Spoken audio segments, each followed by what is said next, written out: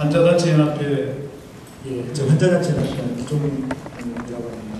사실 앞에서 워낙 잘 설명해 주셨기 때문에 주로 할 이야기는 있는데 한 가지만 이제 하고 싶은 이야기는 대형병원, 수도권 대형병원 솔림 현상에 대해서 좀 얘기하고 싶은데 항상 모든 정책을 만들 때마다 똑같은 이야기거든요. 항상 특히 중증 환자의 고산성 확대 이야기만 항상 나오는 게 대형병원 솔림 현상인데 저희들이 판단하는, 저희 현장에 판단하는 것은 지금 현재도 수도권 대형병원 솔림 현상은 심화될 대로 심화되어져 있다고 생각합니다. 그러니까 예를 들면 지금도 환자들 보면 바로 들어가는 게 아니라 수없이 대기하고 있는 상황이고 도저히 대기 못하는 환자들은 어쩔 수 없이 그 다음 급의 병원을 옮기고 있는 현실이거든요. 환자들이 대형병원 예를 들면 2인실까지 건강보험 적용을 해준다 하더라도 그게 공짜는 뭐 5%는 모르겠지만 40%, 30% 정도라고 하면 이것 때문에 환자들이 좀 일부 이동할 수 있겠지만 심각할 정도는 아니라고 생각합니다.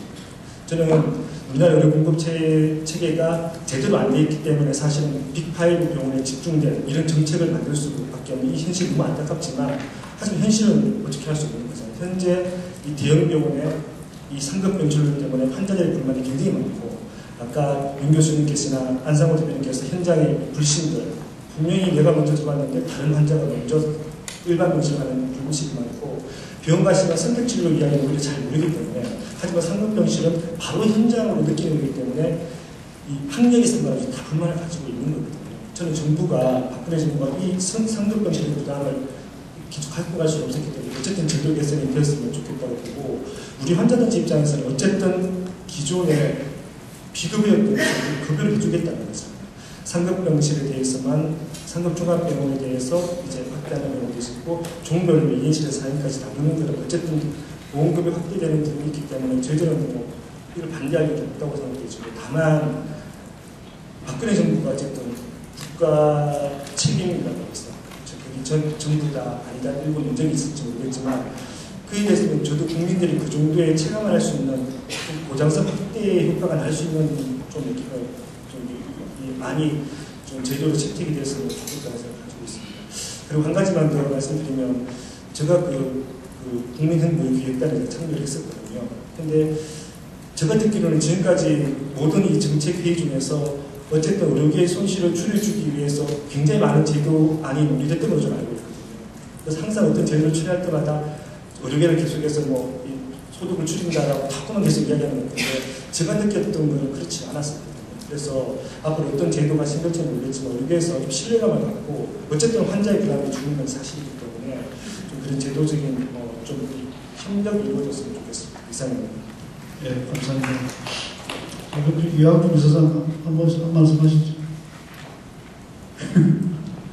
먼저 하시고 기회를 드리겠습니다. 네, 먼저 해주시죠.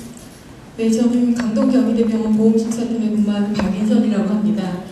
이 상급병실료 개선 방안 토론회가 있다고 해서 저희도 이제 병원계에서 이렇게 굉장히 많이 참석을 했지만 원장님들 말고 병원에서 근무하는 실무자 입장에서 정말 걱정스러운 일이 한두 가지가 아닙니다. 그래서 말씀드리고 싶은 것은 정말 지금 다 말씀하셨지만 근본적인 개혁이 필요하다라는 것인데 지금 정부 입장에서는 근본적인 개혁은 못하겠다. 할 수 있는 입장이 아니다. 돈이 모자란다. 그리고 계속 조금씩 하나씩 병원들이 희생해라 라는 것입니다. 그래서 과연 병원이 얼마나 더 희생을 해야 되나 뭐 병원이 자료를 안 내서 못한다 뭐 하시는데 신평원이 빅데이터를 갖고 있다고 저희는 요즘 뭐 신평원도 공단도 다 빅데이터 얘기를 하고 있더라고요. 신평원이 병원의 인력, 장비, 시설 뭐 다 갖고 있습니다. 청구액이 얼마면 병원의 총수입이 얼마나 다 알고 있습니다. 그러면 과연 그 빅데이터를 분석해서 병원이 앞으로 생존할 수 있는지 저는 분석을 해야 될 시기라고 생각을 합니다. 그래서 근본적인 대책을 마련을 해주셔야지 저는 사실 지금 700병상 규모의 대학병원이지만 왜 환자단체에도 여쭙고 싶습니다. 왜 빅5로만 가시는지요? 저도 빅5 병원에 근무하다가 지금 700병상 규모로 옮겼습니다. 저희 병원 흉부외과 수술, 뭐 관상동맥 우에서 다 할 수 있습니다. 환자가 안 오시는 거죠. 이런 선택권을 환자에게만 주기 때문이고 환자분들은 정확한 전문적인 그런 선택이 아니라 그야말로 소문에 의해서 빅5로 가시는 거고요. 빅5도 몸집을 늘리는 이유는 저는 왜 그런가? 살기 위해서라고 생각합니다. 몸집을 늘리지 않으면 살 수 없습니다, 병원이. 그래서 제 생각에는 근본적인 빅데이터를 가지고 분석을 하셔서 과연 이 수가가 병원을 살릴 수 있는 수가인가, 그 다음에 OECD 수준에 맞는 그런 GDP 수준에 맞는 수가인가 분석을 해서 정책을 이끌어 주시기를 바라고요. 10대가 2006년에 급여가 됐습니다. 그 10대 급여 실패한 거 다 알고 계시죠? 2006년 이후 10대 올라가지 않습니다. 저희 병원 3년 후에 그 외주 식당 계약해야 되는데요. 어느 회사가 들어올지 고민하고 있습니다. 그 가격 받고 저희 병원에 들어오려는 회사가 없습니다. 이런 거를 어디 가서 얘기해야 되는지 너무 답답해서 오늘 말씀드리는데요. 오늘 상급병실료 다음 24일날 선택진료비 개선 방안 말씀하신다고 하는데 과연 이 상급병실료 개선 방안이 나와서 무엇이 좋아지는지 감이 안 옵니다. 지금 환자단체에서는 약간의 본인 부담이 감소한다라고 말씀하시지만 그게 본인 부담 감소일 뿐이고 내 건강보험 위해서 나간다고 아까 조선일보 기자님 말씀하셨거든요. 내가 내는 거지 내 부담이 감소하는 거 아닙니다.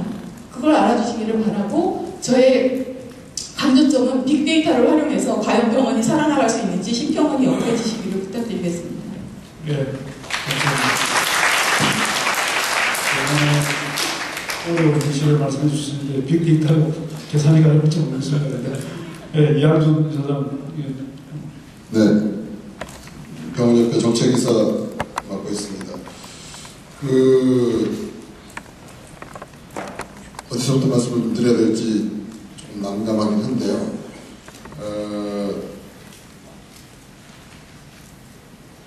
먼저 이게 병실료, 상급병실료가 오늘 이슈지만 이제 조만간 3대 비급의 다른 항목까지 이제 계속 얘기가 되고 그 보장성 강화에 따른 뭐 여러 가지 지금 정책이 논의되는 상황에서 사실 이제 이 문제의 본질이 우리나라 지금 건강보험 체계에서의 비급여 부분을 어떻게 바라보고 그거에 대한 부분을 어떻게 앞으로 정책적 구조에서 해결할 건가에 대한 기본 관점과 시각이 가장 전제가 되지 않겠습니까? 우리가 25년 전에 건강보험이 3저, 저보험료, 저급여, 저수가 체계로 올 수밖에 없었던 거는 그 당시 그만큼 여러 가지 여건과 재정이 되지 않았기 때문에 보험제도는 두려웠지만 그 부분들을 국가재정이나 또는 보험료 재정만으로 할 수 없는 상황에서는 저수가 체제를 유지할 수밖에 없었고 저급여 체제를 유지할 수밖에 없었고 하지만 그래갖고는 또 의료기관이 아무리 관행수가보다 당시 3분의 1 이하로 하더라도 그거를 유지할 수 없기 때문에 그거에 대한 보상적 구조에서 비급여라는 구조를 인정해왔고 그게 사실 원가에 되지 않는 수가를 보전하는 사실상의 보완책으로 그동안 유지됐던 제도였습니다. 근데 지금 와서 그런 역사적이고 구조적이고 본질적인 부분을 싹 빼고 마치 이 비급여 부분이 환자한테 부담이고 공급자들은 비급여 부분만을 가지고 새로운 수익을 만들거나 자신들의 이익을 하는 구조로만 논리를 펴서 이 부분들을 교정하겠다고 하는 것은 사실 보면 공급자 측면에서 억울하다는 것 떠나서 과연 이렇게 해가지고 지금 앞으로의 이 보험체계가 계속 유지될 수 있을까? 나아가서 공급체계가 계속 그런다면 정말 지속 가능할 건가? 제공자가 없는 이 재정체계, 보험체계는 결국 존속이 서로 안 되지 않겠습니까? 그런 차원에서 보다 더 근본적인 좀 관점을 갖고 봐야 된다고 생각하는데 그동안 이제 원가 보상을 항상 뭐 할 때마다 제도 개선이 되면 해준다고 그랬습니다. 근데 제가 개인적인 의견을 떠나서 전체 지금 병원 쪽이나 이쪽 공급자 사이에 대해서는 원가 보상을 해준다는 거에 대해서 아무도 신뢰하지 않습니다. 말 그대로 그거는 원가 보상을 한다고 하지만 또 이제 3자 공동 부담하자에 대해서 3분의 1을 일단 깎고 들어가고 그 다음에 한 다음에 절대로 그 부분은 여러 영역으로 계속 고정하고 이렇기 때문에 사실 이 비급여 부분들이 그동안 그나마 병원의 어떤 경영 구조에서 그 원가가 안 되는 수가 구조를 보존하는 구조가 되는데 이게 점점 이제 사라지다 보니까 특히 특히 뭐 작년 금년 들어오면서 모든 이제 병원들이 심지어 빅5라고 얘기되는 대형 병원조차도 굉장히 이제 현실적으로 지속 가능하지 않는 이제 상황들이 점점 열악해지고 있는 게 현실인 것 같습니다. 이런 상황에서 지금 3대 비급여까지가 금년에 무리하게 들어오게 되면 누가 얘기한 대로 피 흘리고 있는 예수가 십자가에 있는데 마지막 옆구리에다가 30창을 찔러 넣는 그런 상황이 될 거다 라고까지 지금 얘기를 하고 있습니다. 그러니까 이게 명분 싸움이나 또는 굉장히 파퓰리즘적으로 접근만 해서 되는 문제는 아니지 않느냐. 그리고 실질적으로 그 문제를 이제는 얼마든지 공론할 수 있는 상황까지 됐다고 생각합니다. 옛날에는 계속 병원계가 불투명해서 자료가 불투명하고 뭐 여러 가지 뭐 약간 나오면은 디베이티브 얘기했고요. 그동안 비교 얘기 나오면은 뭐 이것저것 공개하지 않는다고 얘기했고, 근데 이제는 제가 볼 때 공개하지 않을 게 없습니다. 그리고 더 이상 이게 뭐 다른 어떤 비공식적인 구조로 존재할 수 있는 게 없습니다. 의무비급여 거의 다 사라졌고요, 이제는. 그러니까 부정 비급여 말고 의무비급여는 지금 거의 제가 알기로는 이미 중소병원 단위까지도 유지하기가 어렵습니다. 최근 뭐 한 2년 동안 뭐 아침마다 그 추적자 나온 그 조재현 탤런트 나와가지고 국민들을 속여서 지금 병원이 훔쳐가는 돈을 자기가 찾아들 테니 계속 집병원에 신고하십시오. 이렇게 광고가 계속되고 있기 때문에 더 이상 숨길 수가 없어요. 정말로 그 민원 뭐 2년 전, 3년 전에 태어나는 자까지도 지금 그 옛날 거 저 해달라고 지금 민원이 들어와서 2, 3년 전치 찾아가지고 증명하느라고 바쁩니다. 그러니까 현장은 지금 사실 우리가 느끼는 것보다 굉장히 많이 빨리 변하고 있는 상황에서 제가 볼 때는 제공자들도 이제는 그런 투명성에 대해서 충분히 이제는 더 이상 뭐 숨기고 말 것도 없기 때문에 공이 이런 제도 개선을 하기 위한다고 그러면 정말로 정부와 그다음에 또 뭐 소비자단체를 비롯한 뭐 시민단체 제3의 이 공적 구조하고 제공자가 공이 공동의 어떤 이 테이블과 조사단을 만들어서 현장을 뒤지고 거기에 서로가 인정되는 데이터와 서로가 인정되는 그 상황을 보고 이 문제에 대한 것을 접근하지 않으면 이번에는 과거와 같이 그냥 일방적으로 정부에서 정부적인 어떤 거를 위해서 논이 에드볼로 띄웠다가 그 다음에 100을 띄우고 그 다음에 일단 2, 30은 미리 깔고 가고 이런 식으로 이제 계속 밀고 오지 않았습니까? 근데 아마 이번 과정은 그렇게 쉽게 되지 않지 않을까라는 좀 그런 불안한 감정을 갖고 있습니다. 그래서 어떤 그 문제에 대해서는 좀 저 신중하고 정말로 이 문제는 제공자의 현장에서 굉장히 심각하다는 것을 꼭 인지해 주시고 접근을 좀 해주셨으면 하는 바람을 갖고 이제 병원협회 정책이사 입장에서 말씀드리겠습니다. 네, 알겠습니다. 감사합니다.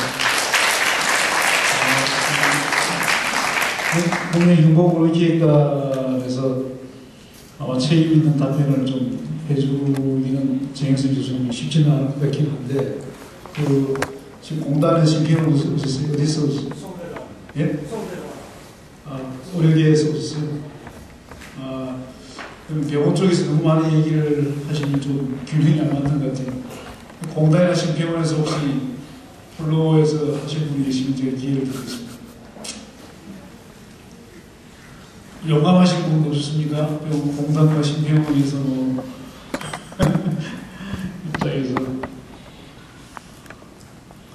오늘 뭐 하시면 좀 표창장으로 드릴 테니까. 그러면은 서울대병원에 제가 기회를 짧게 드리겠습니다. 네, 저는 서울대병원 대외정책팀장 양승훈입니다. 선생님들 말씀 잘 들었고요. 저는 아주 그냥 실질적이고 현실적인 얘기 한 가지만 좀 드리겠습니다. 이제 그 일반 병상 그 기준에 대한 말씀을 드리고 싶은데요.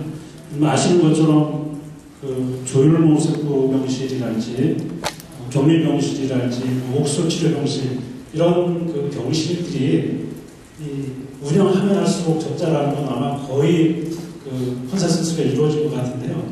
그 통칭해서 특수병상이라고 하는 부분들을 일반 병상에다 포함을 시키지 않고 있거든요. 그거를 상급병상으로 현실적으로 이제 보고 있습니다.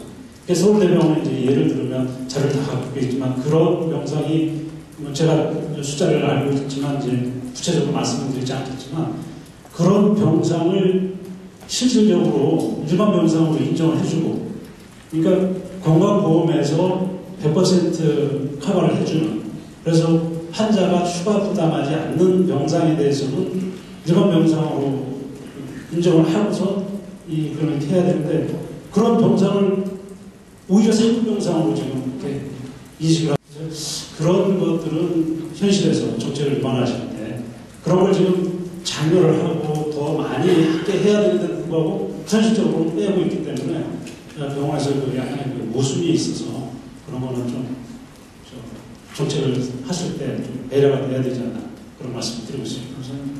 오늘 개선안 중에 아마 그 내용이 붙어 있는 거 제가 보여봤습니다. 그러면은 발제자께서 한번 원래 이게 5시 반까지로 원래 예정이 되어 있습니다. 그래서 한 15분 남아있는데요. 한번 말씀을 해주시고, 이게 아마 패널들 중에 또 질문, 서로 질문하실 사람들이 있을 것 같아서 그렇게 정했습니다. 정혜순 교수님. 네, 아주 여러 가지 말씀을 많이 들었습니다. 그리고 다양한 의견을 이제 받는 게 오늘 목적이니까 그런 점에서는 여러 가지 좋았다는 생각이고요. 모두에 말씀드린 바와 같이 이 안은 근본적인 해결을 가져온 것으로 제시된 안은 아니다는 말씀을 여러 번 말씀을 드렸고요.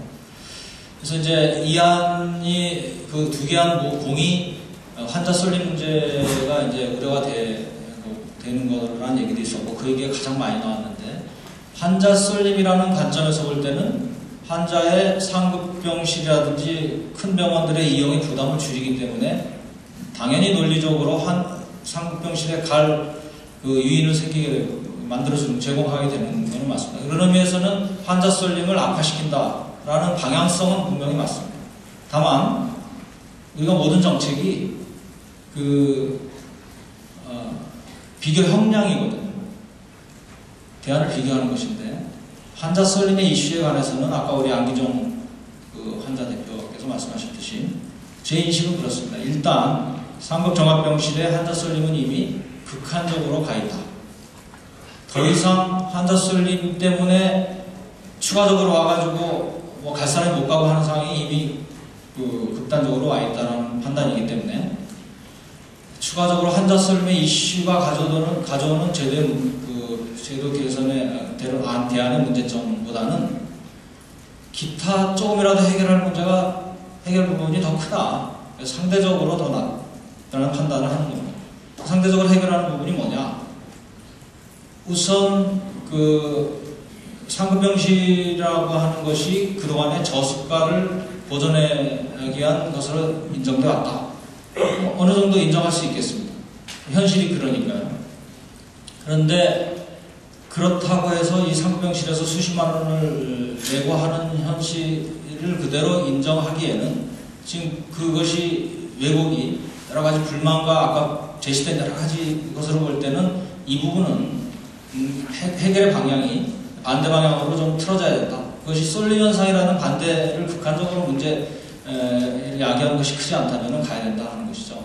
그래서 일단 이란이안 공이 상급 병실에 대해서, 특히 2인실이 준대 그런 병실에 대해서 일단 상급 병실료를 부과하는 부분을 낮추고, 그 대신 그동안 낮은 수가라고 하니까 기준 수가에 해당하는 부분들을 전체적으로 올리고, 이런 방향성, 이런 쪽으로 제도가 가는 그 방향성만큼은 분명히 맞다. 이것이 모든 걸 해결해 주지 않기 때문에 이것저것 해서 한 수십 가지 비판이 나왔는데, 당연히 그 비판은 수용을 해서 그것을 해결하는 방안들이 여러 가지 나와야 되겠지만, 아무튼 이것은 차선이라는 표현이 될까, 비교 형량이 문제다라는 말씀을 드리겠습니다.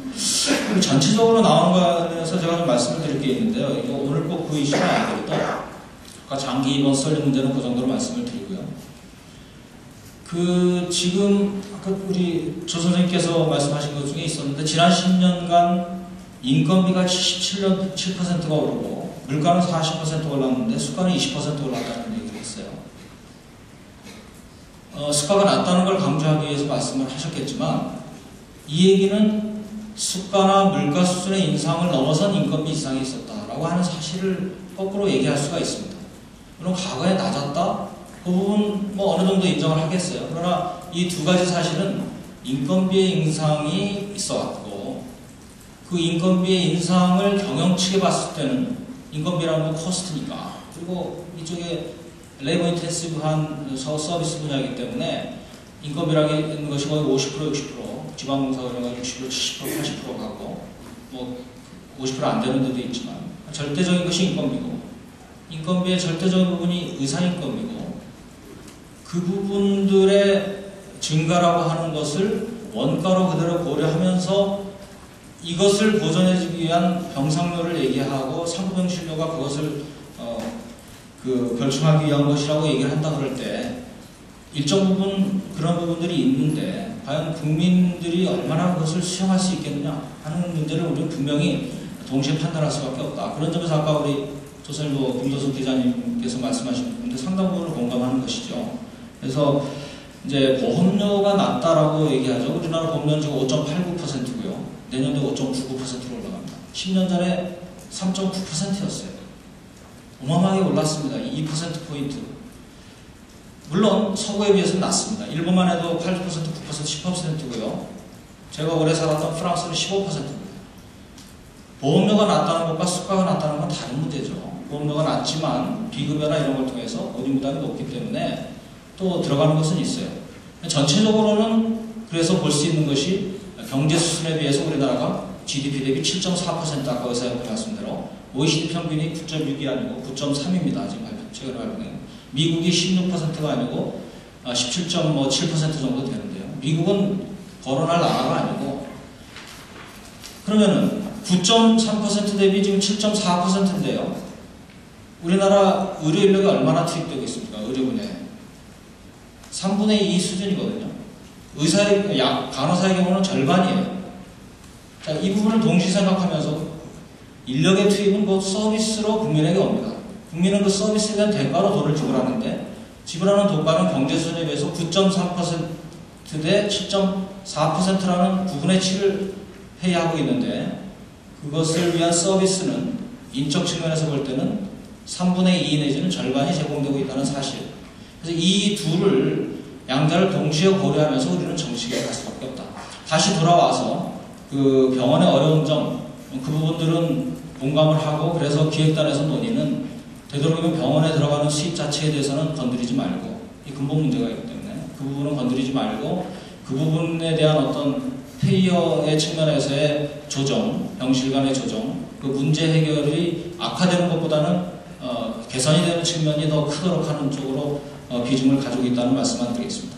한 가지만 더 말씀드릴게요. 마지막으로 처음에 공약에 대한 얘기를 하셨는데, 물론 기획단은 크게는 대선 공약에서 출발해서 국정과제로 넘어가가지고 그걸 이해하는 차원에서 만들어졌겠지요. 복지부의 입장이겠지만 거기에 참여하고 있는 사람으로서의 지금 입장은 뭐 개인마다 다르겠습니다만, 저는 절대로 공약을 이행하는 그런 작업을 하는 사람으로 임해본 적이 없어요. 그 다음에 국정과제를 실현하는 사람으로 임해본 적은 없습니다. 제가 취하는 방향, 또 뭐 그래야 된다고 생각하는 방향은 이 제도 개선이라고 하는 것이 바람직한 방향으로 가기 위한 방향으로 이루어진다고 보는데, 다만 그 잘못된 공약이죠. 우리 조선일보 김도숙 기자님 말씀하신 대로 말도 안 되는 공약이 나왔어요. 전액을 보장해준다? 그건 말이 안 돼요. 그런 공약을 내세운 사람도 이상하고, 그런 공약을 맞다고 얘기하는 사람도 이상하고, 그런 공약을 지키라는 사람들도 이상한 사람들이에요. 그러나 다만 지키라는 사람이나 이런 경우에 의미를 부여할 수도 있습니다. 동력을 제공합니다. 그 동력이 바로 선택진료비와 상급병실료, 간병비라고 하는 그런 빅 이슈, 도저히 건드리기 힘든 이슈. 왜 힘드냐? 문제가 없기 때문이 아니고 문제가 너무 누적되고 고질화돼서 도저히 흔들 힘이 없는 이런 이슈를 굉장한 동력을 제공해서 고칠 수 있는 어떤 동력, 모티브를 제공해 줬는데, 우리가 할 일은 이 모티브를 이용해서 그 말도 안 되는 공약이 가져다 추진력을 제도 개선의 방향으로 이용을 해서 쓰자 하는 얘기입니다. 그래서 그런 선에서의 개혁 수준이지, 이게 무슨 근본적인 개혁은 아니다. 그러니까 계약을 해야만 되는 그런 상황에서 개선의 방향으로 조금이라도 움직이게 하는 식으로, 계약보다는 개선이 더 크게 하는 방향으로 하는 작업이다 하는 점에서만 말씀드리겠습니다. 이것은 뭐 공식적인 기획단의 입장이 아니고 제가 그냥 뭐라 그럴까 개인의 입장에서 말씀드리는 이상입니다. 네, 감사합니다. 박수 치십시오.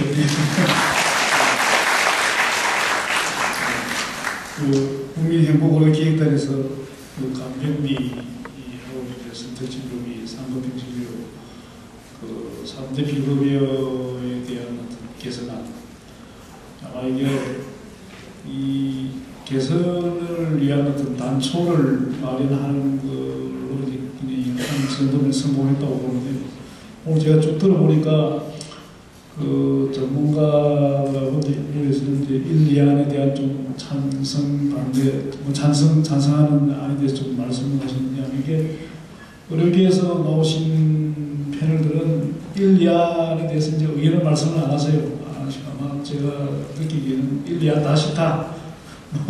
그런 말씀인 것 같은데, 1, 2안 아니라도 여러 가지 아주 중요한 제안이 있다고 생각했어요. 1, 2안 그 자체 외에.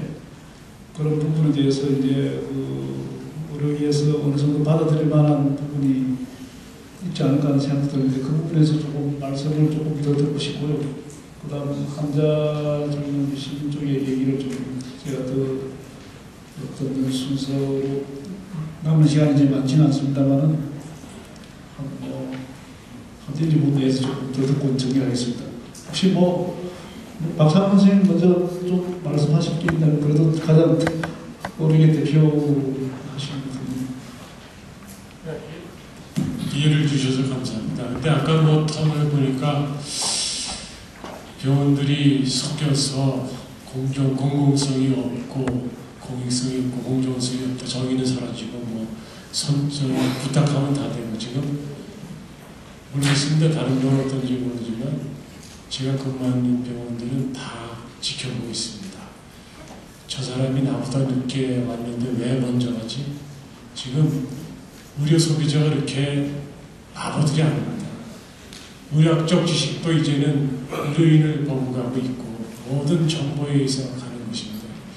그렇기 때문에 의료기관이 지금 공정성을 가지고 잣대 올리는 것은 상당히 저희들로서는 억울하다고 생각하고요. 짧게 말씀드리면 아까도 말씀드렸지만 하루에 17,000원 정도 주면서 입원해서 치료를 받는 입원료가 과연 우리나라 병원에 입원에 맞는 건지, 또 이 돈을 내고 치료를 받는 환자들이 지금 여건이 국민 소득 2만 불 이상에 대해서 거기에 맞는 건지 고민을 먼저 더 하고, 그 다음에 우리 국민들이 돈을 내겠다, 이거를 위해서 보험료율을 6% 더 내겠다, 국민적 합의를 이룬 다음에 그것이 선행되고, 그럼 상급병실은 어떻게 할 거냐?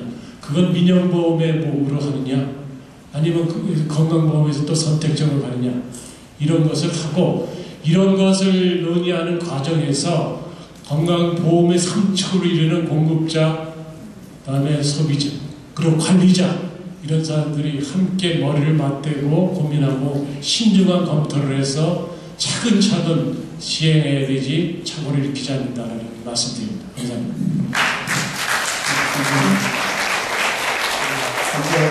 안대단체에서 좀 말씀 짧게 좀 해주십시오. 네. 지금 의협 서인석 보험이사님이랑 강동 성심병원이라고 있잖아요. 저희 환자의 선택권 제한에 대해서 말씀을 하셨는데, 서인석 이사님께서 보험이사이기도 하시지만 병원도 하시고 있다고 말씀하신 것처럼 저도 환우의 대표이고 연합회 정책이사를 맡고 있지만 심장병을 평생 안고 살아가야 되는 한 아이의 아버지이기도 합니다. 지금 제가 말씀드리는 건 머리를 맞대고 같이 환자들이랑 병원들이 같이 노력을 했으면 좋겠다는 바람으로 말씀을 드리는 거고요. 왜 큰 병원으로 모이느냐 했는데, 우선 살기 위해서 큰 병원을 가고 싶을 거고요. 다음 작은 병원을 약간 신뢰하지 못하기 때문에, 또 하나는 큰 병원을 가야 될지 작은 병원을 가야 될지 잘 모르기 때문이라고 생각을 하는데요.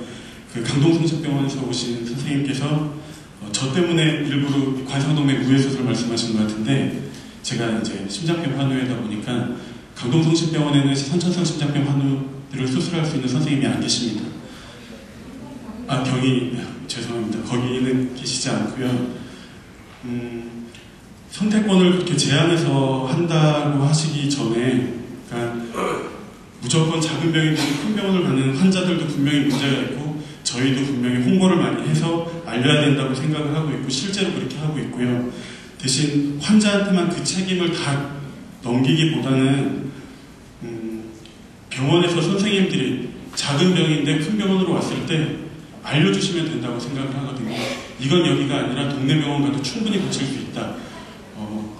지방 의사 회장님께서 말씀하시기를 병원을 나는 운영을 하고 있는데 항생제 처방을 10%도 하지 않으니까 환자들이 여기 오지 않는다. 한국 사람들은 센 약을 좋아하기 때문에 여기 오면 빨리 안 낫는다고 말씀하시는데 그 병원, 대형 병원, 빅5나 그 상급 종합병원들에서 여기 얘네들이 입원하면 다른 큰 중증 질환자들이 피해를 본다고 생각하면 어떻게 하면 환자가 안 오는지 잘 알고 계시잖아요.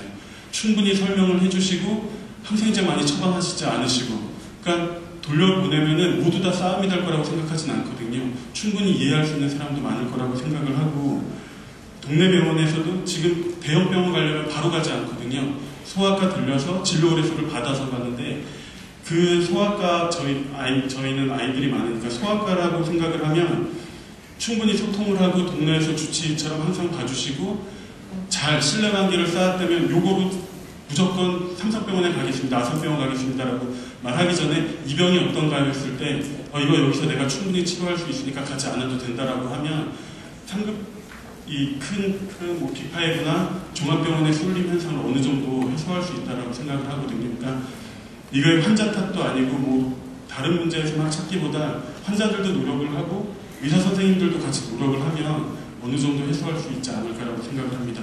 그 짧게 저희 누나는 외국에서 살고 있거든요. 한국에 있었으면은 지금 아이가 조카가 무릎이 찢어져갖고 막 말로는 뼈가 보이는 것 같다라고 가장을 해서 얘기를 하는데 한국에서는 이거 가면 당연히 막 몇 반을 막 열 몇 반을 이렇게 꼬맬 것 같은데 6시간인가 8시간을 기다렸다 그래요. 그래서 겪고 선생님을 만났는데 데일밴드를 하나 딱 붙여주시더래요. 다시는 병원 가지 않아요. 그 이상으로. 그러면 상급 종합병원에 작은 병원으로 간 사람들이 여기 친절하지도 않고 거의 친절하시지 않거든요.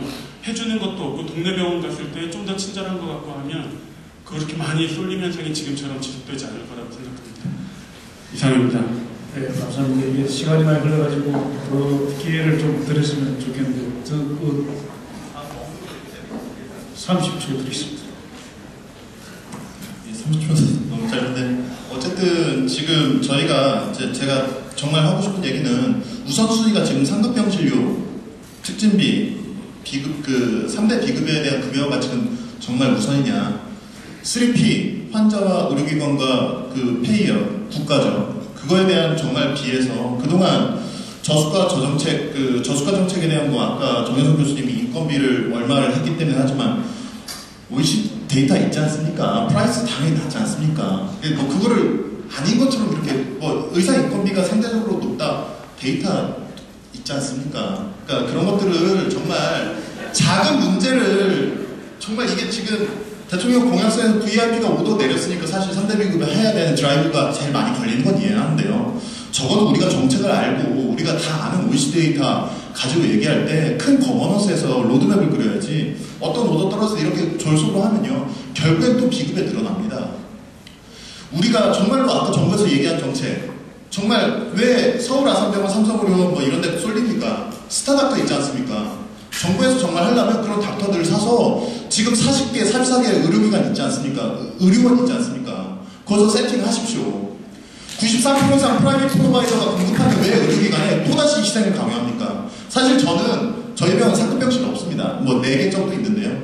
한 달에 10만 원입니다. 상급병실. 그러니까 저는 전혀 상관없고 하지만 개인의 사익이 목적이 아니고요. 정말 국민들한테 제대로 된 의료비에 대한 외래 진료비 가능한 줄이고 정말 중증 질환에 대한 진료비 올리고 그리고 정말 장기 환자들에 대한 정말 강력한 통제를 의료기관한테 하게 한 다음에 정말 적정 진료비를 공급하는 게 저는 올바른 정책이라고 생각합니다. 저수가를 정말 가장 강력하고 중요한 정책인데 이거를 빼고 다른 얘기를 하는 거는 사실 전 잘 이해가 하지 않아요. 이걸로 고치겠습니다.